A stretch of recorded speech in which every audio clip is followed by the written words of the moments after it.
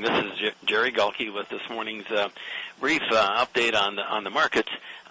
We're trading the hog market about as expected. I had originally thought that we'd probably come in at about 1.5% less in kept for breeding and for marketings and so forth than what the market was expecting, and that's about what happened. In fact, in some cases, it was down even more. In other words, all hogs kept for breeding and so forth was down more than what the market was anticipating. So it was quite bullish this morning, up to limit, and of course that means that the usage of feed that's going to be reported on Wednesday is likely to be not as high, perhaps because we have less animal consuming units intact, and that means less feed usage. So, and this is also helping the live cattle market, which of course needs help, and because of course the less total meat supplies means all meat will gain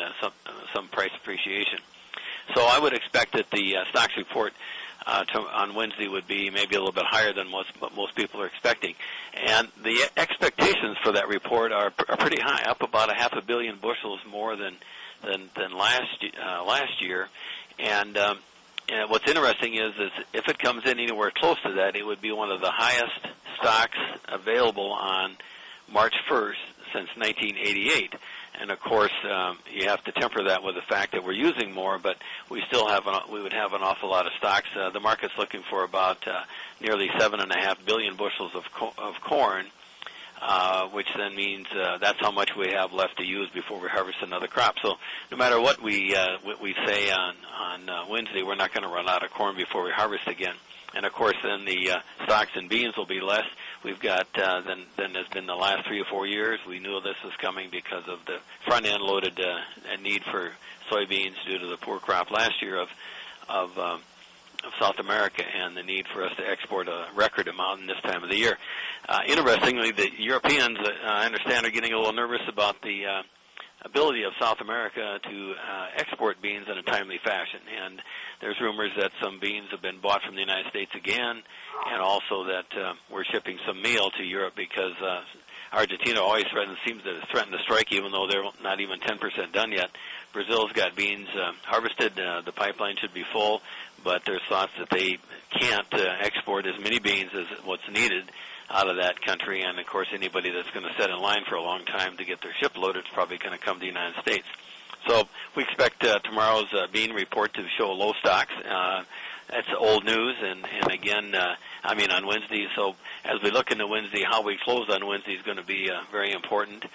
The weather outlook looks warm to very warm. Some areas 20 degrees above normal.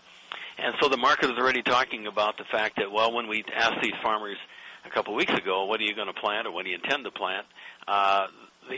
The weather was bad. We all had ideas, well, I'm not going to get in the field. It's going to be a repeat of last year. Suddenly, abruptly, the market is looking at now a weather market that is very inclined to activities. In fact, a lot of farmers are working as we speak. So the market, after it digests the acreage report on Wednesday, will probably say, well, that was then, this is now. Probably farmers like to plant corn, and whatever the number is, we'll probably look for a bigger number. The key in this report will be what did we intend to do under those adverse conditions, and what we would not want to see for coming into this report would be that the farmer already had intended to plant a lot more corn even during those adverse times because he likes to plant corn better than beans perhaps. And there are all those acres out there that didn't go to wheat, and that CRP acres that came out on all those prevent planted acres last year that will get planted this year that could be, I would expect there's going to be a surprise for someone. We're not really near as high in the acres as in our survey as what the government is. Even we're well below that, and I guess the shock would be as if there's a big increase in corn acres and not a big increase in bean acres, because that looks like the one to benefit the most from the south. So at any rate, I would go into this market. You have to go in with some coverage.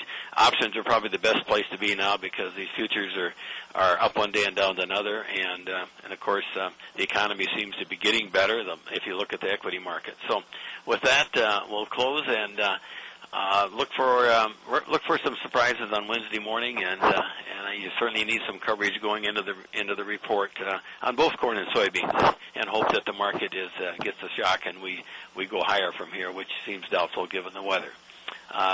Good morning and good marketing. This is Jerry Gulke.